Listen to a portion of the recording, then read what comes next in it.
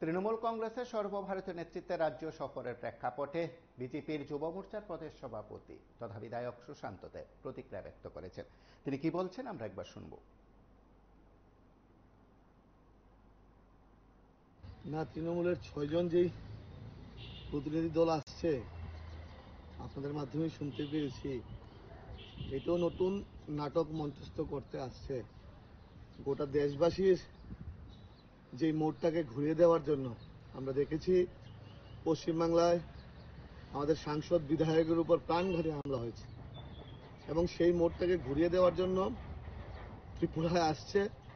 ত্রিপুরার তো ওনাদের ধূপবাতি দেওয়ার মতো পার্টির বেশি লোক নেই, নতুন নাটক করতে এসছে। আমি বলবো যারা আপনারা এসছেন, খগেন মুর্মুর যে রক্তাক্ত ছবিটা এটাকে সঙ্গে নিয়ে আসবেন। এইটার উত্তর গোটা রাজ্যের মানুষ, গোটা দেশের মানুষ জানতে চাইছে।